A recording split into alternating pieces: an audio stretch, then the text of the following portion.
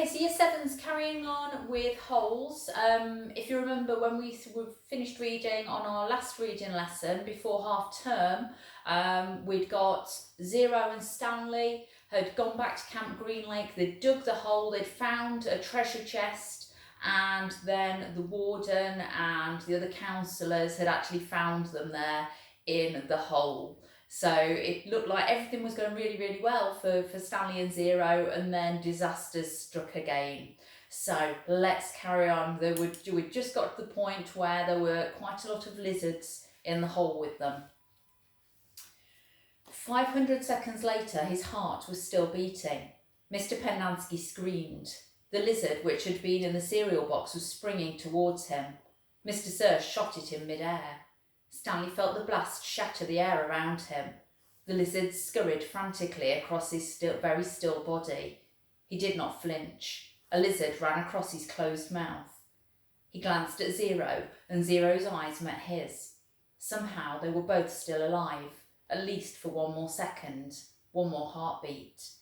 Mr. Sir lit a cigarette. "I thought you quit," said one of the other counsellors. "Yeah, well, sometimes sunflower seeds just won't cut it." He took a long drag on his cigarette. "I'm going to have nightmares the rest of my life." "Maybe we should just shoot them," suggested Mr. Pennansky. "What?" asked the counsellor. "The lizards or the kids?" Mr. Pennansky laughed grimly. "The kids are going to die anyway." He laughed again. "At least we've got plenty of graves to choose from." "We've got time," said the warden. "I've waited this long. I can wait another few—" Her voice trailed off. Stanley felt a lizard crawl in and out of his pocket. "We're going to keep our story simple," said the warden. "That woman's going to ask a lot of questions. The AG will most likely initiate an investigation. So this is what happened. Stanley tried to run away in the night, fell into a hole, and the lizards got him. That's it. We're not even going to give them Zero's body. As far as anybody knows, Zero doesn't exist. Like Mom said, we've got plenty of graves to choose from."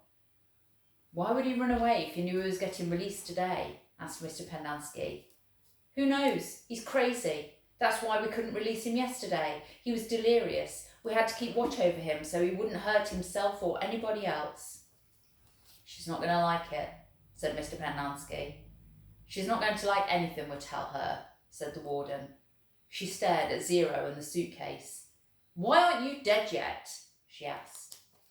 Stanley only half listened to the talk of the counsellors. He didn't know who that woman was or what AG meant. He didn't even realise they were initials. It sounded like one word, AG. His mind was focused on the tiny claws that moved up and down on his skin and through his hair. He tried to think about other things. He didn't want to die with the images of the warden, Mr. Sir, and the lizards etched into his brain. Instead, he tried to see his mother's face. His brain took him back to a time when he was very little, all bundled up in a snowsuit. He and his mother were walking hand in hand, mitten in mitten, when they both slipped on some ice and fell and rolled down a snow-covered hillside. They ended up at the bottom of the hill. He remembered he almost cried, but instead he laughed. His mother laughed too. He could feel the same light-headed feeling he felt then, dizzy from rolling down the hill. He felt the sharp coldness of the snow against his ear. He could see flecks of snow on his mother's bright and cheery face. This was where he wanted to be when he died. "Hey, caveman, guess what?" said Mr. Sir. "You're innocent after all. I thought you'd like to know that. Your lawyer came out to get you yesterday. Too bad you weren't here." The words meant nothing to Stanley, who was still in the snow. He and his mother climbed back up the hill and rolled down again, this time on purpose. Later they had hot chocolate and with lots of melted marshmallows. "It's getting close to 4:30, said Mr. Pennansky. "They'll be waking up."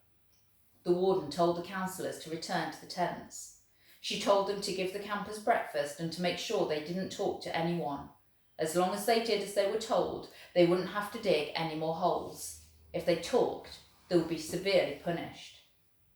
"How should I say they'll be punished?" one of the counsellors asked. "Let them use their imaginations," said the warden. Stanley watched the counsellors return to the tents, leaving only the warden and Mr. Sir behind. He knew the warden didn't care whether the campers dug any more holes or not. She found what she was looking for. He glanced at Zero. A lizard was perched on his shoulder. Zero remained perfectly still except for his right hand, which slowly formed into a fist. Then he raised his thumb, giving Stanley the thumbs up sign. Stanley thought back to what Mr. Sir had said to him earlier and the bits of conversation he'd overheard. He tried to make sense out of it. Mr. Sir had said something about a lawyer, but Stanley knew his parents couldn't afford a lawyer. His legs were sore from remaining rigid for so long. Standing still was more strenuous than walking. He slowly allowed himself to lean against the side of the hole. The lizards didn't seem to mind. The sun was up and Stanley's heart was still beating. There were 8 lizards in the hole with them. Each one had exactly 11 yellow spots. The warden had dark circles under her eyes from lack of sleep, and lines across her forehead and face which seemed exaggerated in the stark morning light. Her skin looked blotchy. "Satan," said Zero. Stanley looked at him, unsure if Zero had even spoken or if he'd just imagined it. "Why don't you see if you can take the suitcase from Zero?" the warden suggested. "You're right," said Mr. Sir. "The lizards obviously aren't hungry," said the warden. "Then you go get the suitcase," said Mr. Sir. They waited. "Satan Lee," said Zero. Some time later, Zero saw a tarantula crawl across the dirt not far from his hole. He'd never seen a tarantula before, but there was no doubt what it was. He was momentarily fascinated by it, as its big hairy body moved slowly and steadily along. "Look, a tarantula," said Mr. Sir, also fascinated. "I've never seen one," said the warden, except in... Stanley suddenly felt a sharp sting on the side of his neck. The lizard hadn't bitten him, however. It was merely pushing off. It leapt off Stanley's neck and pounced on the tarantula. The last Stanley saw of it was one hairy leg sticking out of the lizard's mouth. "Not hungry, huh?" said Mr. Sir. Stanley tried to return to the snow, but it was harder to get there when the sun was up. As the sun rose, the lizards moved lower in the hole, keeping mainly in the shade. They were no longer on his head and shoulders, but had moved down to his stomach, legs and feet. He couldn't see any lizards on Zero, but believed there were 2 between Zero's knees, shaded from the sun by the suitcase. "How are you doing?" Stanley asked quietly. He didn't whisper, but his voice was dry and raspy. "My legs are numb," said Zero. "I'm going to try and climb out the hole," Stanley said. As he tried to pull himself up using just his arms, he felt a claw dig into his ankle. He gently eased himself back down. "Is your last name your first name backward?" Zero asked. Stanley stared at him in amazement. Had he been working that out all night? He heard the sound of approaching cars. Mr. Sir and the warden heard it as well. "You think it's them?" asked the warden. "Well, it ain't Girl Scouts selling cookies," said Mr. Sir. He heard the cars come to a stop and the doors open and shut. A little while later, he saw Mr. Pendanski and 2 strangers coming across the lake. One was a tall man in a business suit and a cowboy hat. The other was a short woman holding a briefcase. The woman had to take 3 steps for every 2 taken by the man. "Stanley Yelnats," she called, moving out ahead of the others. "I suggest you don't come any closer," said Mr. Sir. "You can't stop me," she snapped, then took a second glance at him, wearing pyjama pants and nothing else. "We'll get you out of there, Stanley," she said. "Don't you worry." She appeared to be Hispanic, with straight black hair and dark eyes. She spoke with a little bit of a Mexican accent, trilling her R's. "What in tarnation?" the tall man exclaimed as he came up behind her. She turned on him. "I'm telling you right now, if any harm comes to him, we will be filing charges not only against Miss Walker and Camp Green Lake, but the entire state of Texas as well. Child abuse, false imprisonment, torture." The man was more than a head taller than she and was able to look directly over her as he spoke to the warden. "How long have they been in there?" "All night, as you can see by the way we're dressed. They snuck into my cabin while I was asleep and stole my suitcase. I chased after them and they ran out here and fell into the lizard's nest. I don't know what they were thinking." "That's not true," Stanley said. "Stanley, as your attorney, I advise you not to say anything," said the woman, "until you and I have had a chance to talk in private." Stanley wondered why the warden lied about the suitcase. He wondered who it legally belonged to. It was one thing he wanted to ask his lawyer, if she really was his lawyer. "It's a miracle they're still alive," said the tall man. "Yes, it is," the warden agreed, with just a trace of disappointment in her voice. "And they'd better come out of this alive," Stanley's lawyer warned. "This wouldn't have happened if you'd released him to me yesterday." "It wouldn't have happened if he wasn't a thief," said the warden. "I told him he would be set free today, and I guess he decided to try to take some of my valuables with him. He's been delirious for the last week." "Why didn't you release him when she came to you yesterday?" the tall man asked. "She didn't have the proper authorization," said the warden. "I had a court order." "It was not authenticated," the warden said. "Authenticated? It was signed by the judge who sentenced him." "I needed authentication from the Attorney General," said the warden. "How do I know it's legitimate? The boys in my custody have proven themselves dangerous to society. Am I supposed to just turn them loose any time someone hands me a piece of paper?" "Yes," said the woman, "if it's a court order." "Stanley has been hospitalised for the last few days," the warden explained. "He's been suffering from hallucinations and delirium, ranting and raving. He was in no condition to leave.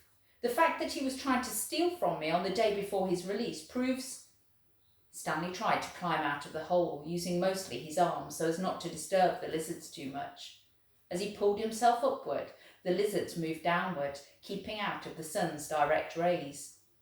He swung his legs up and over, and the last of the lizards hopped off.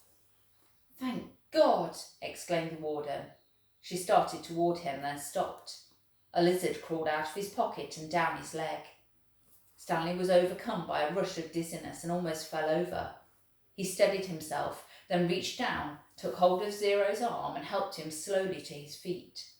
Zero still held the suitcase. The lizards, which had been hiding under it, scurried quickly into the hole. Stanley and Zero staggered away. The warden rushed to them.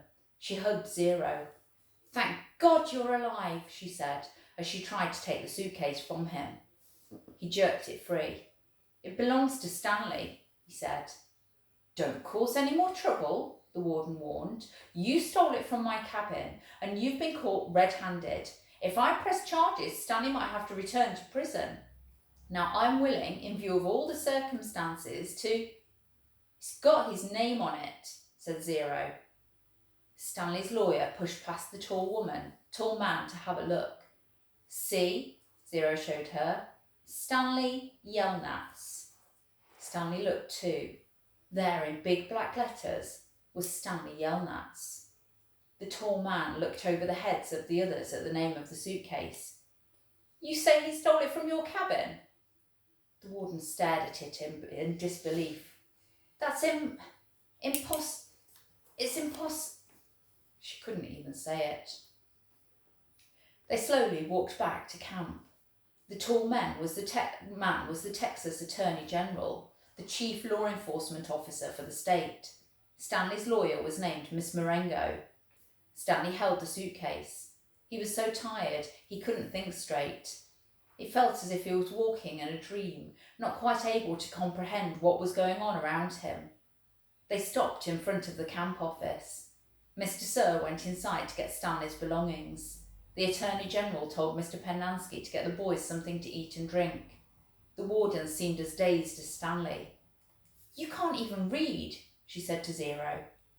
Zero said nothing. Miss Marengo put a hand on Stanley's shoulder and told him to hang in there. He would be seeing his parents soon. She was shorter than Stanley, but somehow gave the appearance of being tall. Mr. Pennansky returned with 2 cartons of orange juice and 2 bagels. Stanley drank the drink, but didn't feel like eating anything. "Wait," the warden exclaimed. "I didn't say they stole the suitcase. It's his suitcase, obviously, but he put my things from the cabin inside it." "That isn't what you said earlier," said Miss Marengo. What's in the suitcase? The warden asked Stanley. Tell me what's in it, then we'll open it and see. Stanley didn't know what to do. Stanley, as your lawyer, I advise you do not open your suitcase, said Miss Marengo. He has to open it, said the warden. I have the right to check the personal property of any of my detainees. How do I know there aren't drugs or weapons in there? He stole a car too. I've got witnesses. She was nearly hysterical. He is no longer under your jurisdiction, said Stanley's lawyer.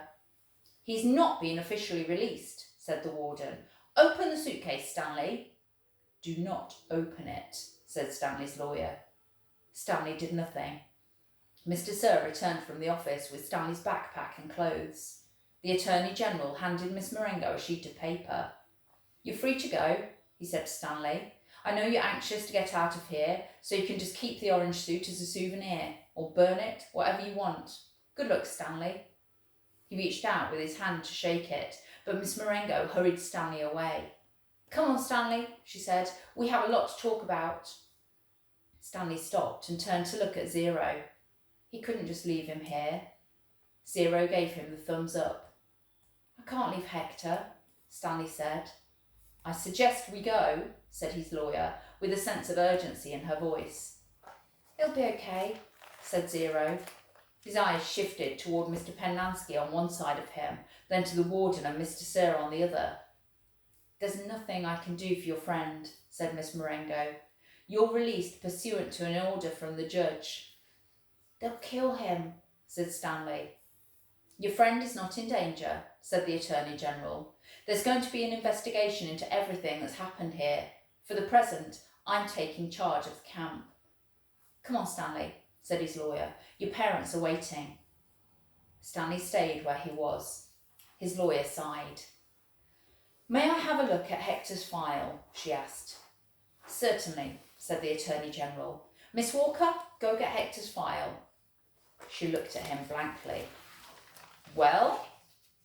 The warden turned to Mr. Penlansky. Bring me Hector Zeroni's file. He stared at her.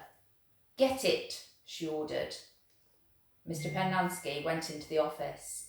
He returned a few minutes later and announced the file was apparently misplaced.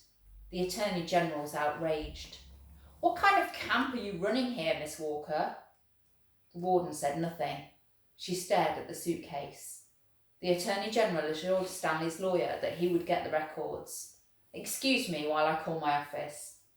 He turned back to the warden. I assume the phone works? He walked into the camp office, slamming the door behind him. A little while later he reappeared and told the warden he wanted to talk to her. She cursed, then went inside. Stanley gave Zero the thumbs up. Caveman, is that you? He turned to see Armpit and Squid coming out of the rec room. Squid shouted back into the rec room. Caveman and Zero are out here. Soon all the boys from Group D had gathered around him and Zero. Good to see you, man, Armpit said, shaking his hand. We thought you were buzzard food. Stanley is being released today, said Mr. Penlansky. Way to go, said Magnet, hitting him on the shoulder. And you didn't even get to step on a rattlesnake, said Squid. Even Zigzag shook Stanley's hand. Sorry about, It's cool, said Stanley. We had to lift the truck clear out of the hole, Zigzag told him. It took everybody in C, D and E. We just picked it right up. It was really cool, said Twitch. X-Ray was the only one who didn't come over. Stanley saw him hang back behind the others a moment, then return to the rec room. Guess what? Said Magnet, glancing at Mr. Penlansky. Mom says we don't have to dig any more holes. That's great, said Stanley. Will you do me a favour? Asked Squid. I guess, Stanley agreed, somewhat hesitantly. I want you to... He turned to Miss Marengo. Hey lady, do you have a pen and paper I can borrow? She gave it to him, and Squid wrote down a phone number which he gave to Stanley. Call my mum for me, okay? Tell her I said I was sorry. Tell her Alan said he was sorry. Stanley promised he would. Now you be careful out in the real world, said Armpit. Not everybody is as nice as us. Stanley smiled. The boys departed when the warden came out of the office. The Attorney General was right behind her. My office is having some difficulty locating Hector Zeroni's records, the Attorney General said. So you have no claim of authority over him then? Asked Miss Marengo. I didn't say that. He's in the computer. We just can't access his records. It's like they've fallen through a hole in cyberspace. A hole in cyberspace? Miss Marengo repeated. How interesting. When is his release date? I don't know. How long has he been here? Like I said, we can't. So what are you planning to do with him? Keep him confined indefinitely without justification while you go crawling through black holes in cyberspace? The Attorney General stared at her. He was obviously incarcerated for a reason. Oh? And what reason was that? The Attorney General said nothing. Stanley's lawyer took hold of Zero's hand. Come on, Hector, you're coming with us.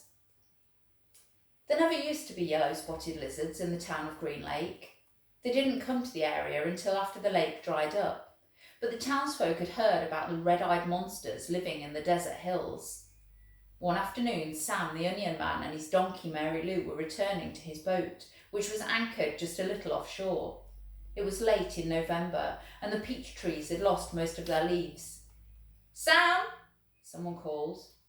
He turned around to see 3 men running after him, waving their hats. He waited. Afternoon, Walter. Bo, Jessie, he greeted them as they walked up, catching their breath.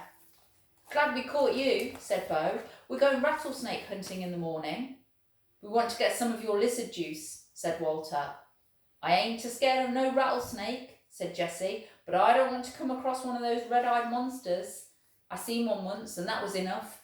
I know about the red eyes, of course. I hadn't heard about the big black teeth. It's the white tongues that get me, said Bo. Sam gave each man 2 bottles of pure onion juice. He told them to drink 1 bottle before going to bed that night, and then a half bottle in the morning, and then a half bottle around lunchtime. You sure this stuff works? Asked Walter. I'll tell you what, said Sam. If it doesn't, you can come back next week and I'll give you your money back. Walter looked around unsure as Bo and Jessie laughed. Then Sam laughed too. Even Mary Lou let out a rare hee-haw. Just remember, Sam told the men before they left, it's very important you drink a bottle tonight. You've got to get it into your bloodstream. The lizards don't like onion blood. Stanley and Zero sat in the back seat of Miss Marengo's BMW. The suitcase lay between them. It was locked, and they decided they'd let Stanley's father try to open it in his workshop. You don't know what's in it, do you? She asked. No, said Stanley. I didn't think so. The air conditioning was on, but they drove with the windows open as well because, no offence, but you boys smell really bad. Miss Marengo explained that she was a patent attorney. I'm helping your father with a new product he's invented. He happened to mention your situation, so I did a little investigating. Clyde Livingston's sneakers were stolen some time before 3:15. I found a young man, Derek Dunn, who said that at 3:20 you were in the bathroom fishing your notebook out of the toilet. 2 girls remembered seeing you come out of the boys' restroom carrying a wet notebook. Stanley felt his ears redden. Even after everything he'd been through, the memory still caused him to feel shame. So you couldn't have stolen them, said Miss Marengo. You didn't. I did, said Zero. You did what? Asked Miss Marengo. I stole the sneakers. The lawyer actually turned around while driving and looked at him. I didn't hear that, she said, and I advise you to make sure I don't hear it again. What did my father invent? Stanley asked. Did he find a way to recycle sneakers? No, he's still working on that, explained Miss Marengo. But he invented a product that eliminates foot odour. Here, I've got a sample in my briefcase. I wish I had more. You 2 could bathe in it. She opened her briefcase with one hand and passed a small bottle back to Stanley. It had a fresh and somewhat spicy smell. He handed it to Zero. What's it called? Stanley asked. We haven't come up with a name yet, said Miss Marengo. Smells familiar, said Zero.